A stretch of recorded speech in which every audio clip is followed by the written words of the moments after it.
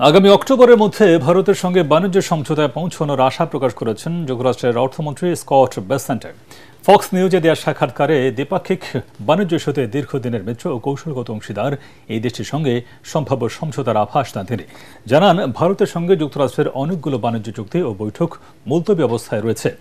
যদিও ওয়াশিংটনের সঙ্গে কূটনৈতিক সম্পর্ক ও আলোচনার ক্ষেত্রে ভারতের খানিকটা অবাধ্যতা লক্ষ্য করা যাচ্ছে, এরপরও ভারত সহ আরও কয়েকটি বন্ধু রাষ্ট্রের সঙ্গে বাণিজ্য সমঝোতা হতে পারে। এদিকে রফতানি শুল্ক নিয়ে চলমান টানাপোড়েনের মধ্যে যুক্তরাষ্ট্র সফরে যাচ্ছেন ভারতের প্রধানমন্ত্রী নরেন্দ্র মোদী। দেশের পররাষ্ট্র মন্ত্রণালয়ের বরাতে ইন্ডিয়ান এক্সপ্রেস জানায়, জাতিসংঘের সাধারণ পরিষদের বৈঠকে যোগ দিতে সেপ্টেম্বরে যুক্তরাষ্ট্র যাচ্ছেন মোদী। সাধারণ পরিষদের অধিবেশনের ফাঁকে ট্রাম্প ও মোদীর বৈঠক হতে পারে বলে জানিয়েছে তারা।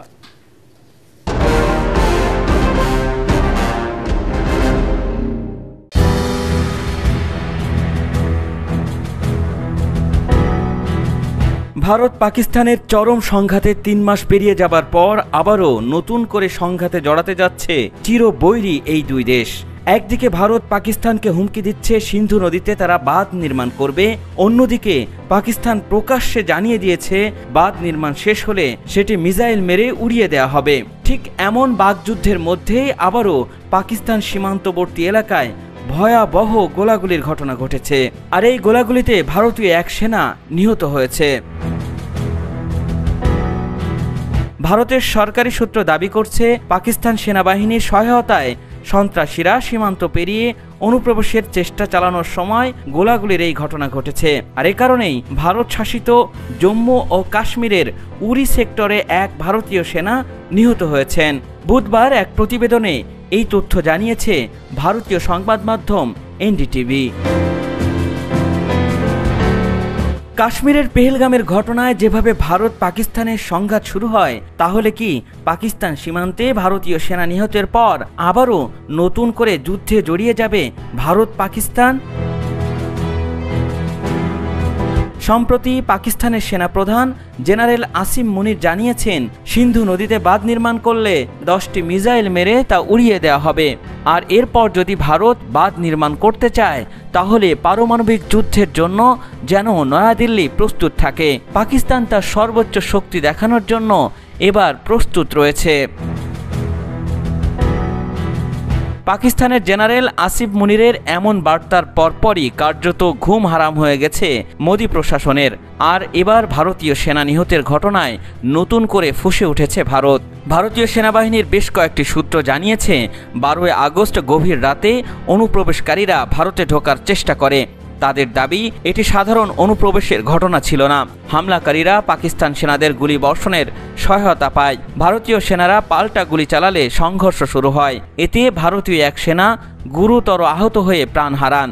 অনুপ্রবেশের চেষ্টা ব্যর্থ হলেও দুর্যোগপূর্ণ আবহাওয়ার সুযোগ নিয়ে হামলাকারীরা পালিয়ে যায়। তবে এ বিষয়ে ভারতীয় সেনাবাহিনীর আনুষ্ঠানিক বিবৃতি এখনও প্রকাশ হয়নি।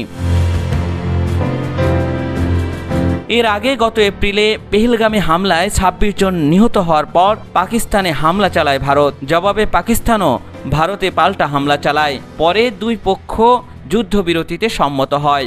সংঘাত বন্ধ হওয়ার পর গত কয়েক সপ্তাহের মধ্যে কাশ্মীর সীমান্তে এটি প্রথম কোনো উত্তেজনার ঘটনা।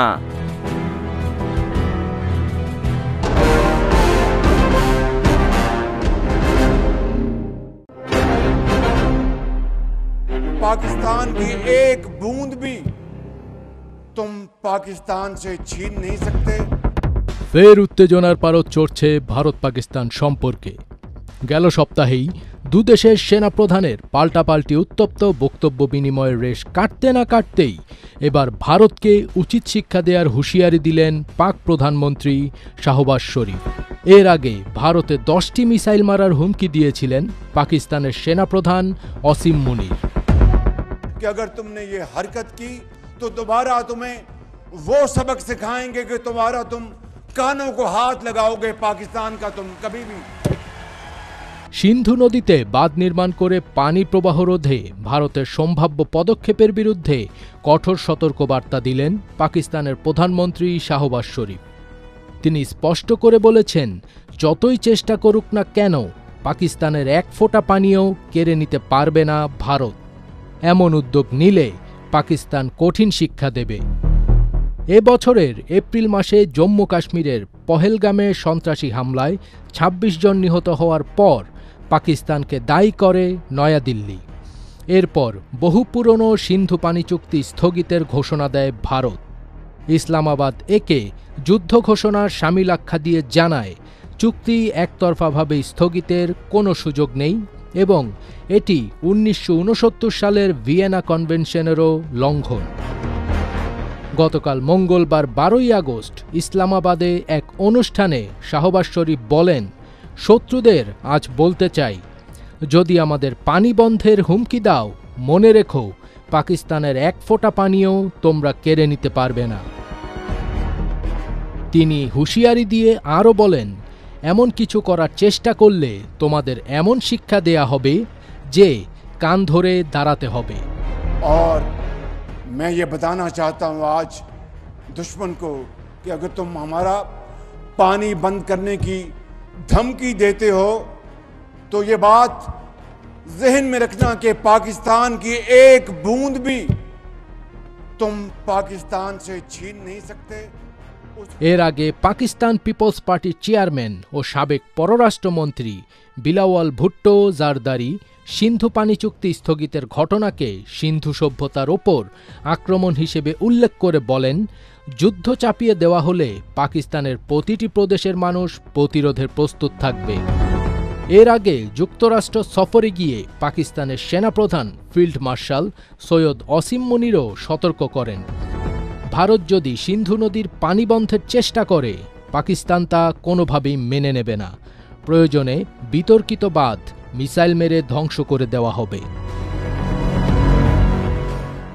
उस खुदाए बुजुर्गो बरतर की कसम है कि अगर तुमने ये हरकत की तो दोबारा तुम्हें वो सबक सिखाएंगे कि तुम कानों को हाथ लगाओगे पाकिस्तान का तुम कभी भी।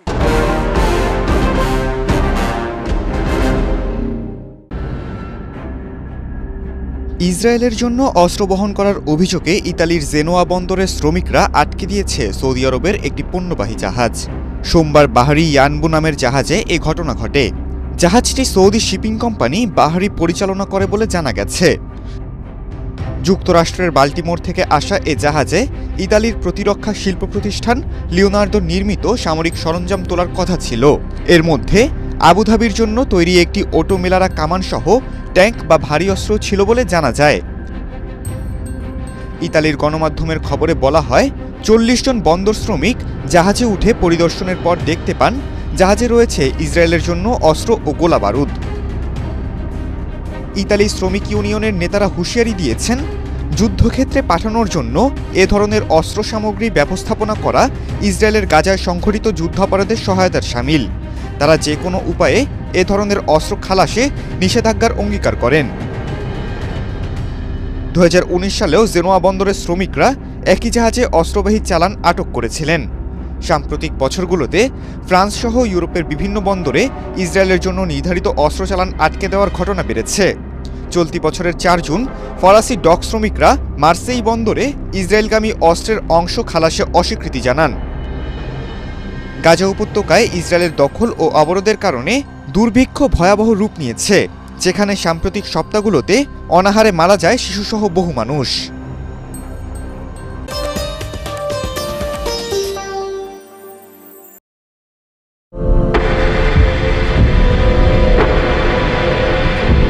এশিয়ার অন্যতম ক্ষমতাধর দেশ দক্ষিণ কোরিয়া আধুনিক প্রযুক্তি আর সামরিক শক্তির জন্য দেশটি পরিচিত। দীর্ঘদিন ধরে তারা উত্তর কোরিয়ার সঙ্গে কড়া প্রতিযোগিতায় থেকেছে, সীমান্তে সামরিক প্রস্তুতিও রেখেছে সর্বোচ্চ পর্যায়ে। কিন্তু এখন দেশটির প্রতিরক্ষা ব্যবস্থার সামনে নতুন এক হুমকি তৈরি হয়েছে সেনা সংখ্যা কমে যাওয়া। আর দেশটির এই চরম সংকট উত্তর কোরিয়ার সর্বোচ্চ নেতা কিম জং উনের জন্য এক বড় সুসংবাদ বলছেন অনেকে। কারণ দক্ষিণ কোরিয়ার সামরিক শক্তি দুর্বল হয়ে পড়ায় এখন সহজেই গায়েল করতে পারবে তার দেশ উত্তর কোরিয়া। দক্ষিণ কোরিয়ার প্রতিরক্ষা মন্ত্রণালয়ের সর্বশেষ প্রতিবেদনে উঠে এসেছে, বর্তমানে দেশটির সেনা সংখ্যা প্রায় ৪,৫০,০০০। যা 2018 সালের তুলনায় প্রায় 20% কম। এই পতনের পেছনে মূল কারণ দেশটির আশঙ্কাজনক জন্মহার। বর্তমানে দক্ষিণ কোরিয়ার একজন নারী গড়ে মাত্র 0.75 সন্তান জন্ম দেন, যা বিশ্বের মধ্যে সবচেয়ে কম। জনসংখ্যার হ্রাসের এই প্রবণতা সরাসরি প্রভাব ফেলেছে দেশটির সামরিক বাহিনীর জনবলে। বাধ্যতামূলক সামরিক সেবার কারণে দক্ষিণ কোরিয়ার 20 বছর বয়সী পুরুষদের শারীরিক পরীক্ষায় উত্তীর্ণ হলে 18 মাস সেনাবাহিনীতে থাকতে হয়। কিন্তু সরকারি তথ্য অনুযায়ী 2019 থেকে 2025 সালের মধ্যে এই বয়সী পুরুষের সংখ্যা 30% কমে যাবে। এর ফলে নতুন রিক্রুট বা সেনা সংগ্রহে দেখা দিয়েছে বড় সংকট। চলতি শতাব্দীর শুরুতে দক্ষিণ কোরিয়ার সেনা সংখ্যা ছিল প্রায় 6,90,000। 2010-এর দশকের শেষ দিকে এই পতন আরও ত্বরান্বিত হয়। 2019 সালের হিসাব অনুযায়ী সক্রিয় সেনা ও কর্মকর্তার সংখ্যা নেমে আসে প্রায় 5,63,000-এ, আর এখন 4,50,000-এ এসে ঠেকেছে। এদিকে উত্তর কোরিয়া এখনও 12 লাখ সক্রিয় সেনা সদস্য নিয়ে দাঁড়িয়ে আছে শক্ত অবস্থানে। দক্ষিণ কোরিয়ার প্রতিরক্ষা মন্ত্রণালয় জানিয়েছে, বর্তমানে প্রয়োজনের তুলনায় তাদের 50,000 সেনা সদস্য কম রয়েছে, আর নন কমিশনড অফিসার পদে ঘাটতি রয়েছে 21,000। বিশ্লেষকদের মতে দক্ষিণ কোরিয়ার এই পরিস্থিতি উত্তর কোরিয়ার জন্য কৌশলগত সুবিধা তৈরি করতে পারে। কিম জং উন যদি সামরিক শক্তি ও আক্রমণাত্মক নীতি বজায় রাখেন, তবে সেনা সংখ্যায় পিছিয়ে পড়া দক্ষিণ কোরিয়াকে আরও চাপের মুখে ফেলতে পারবেন।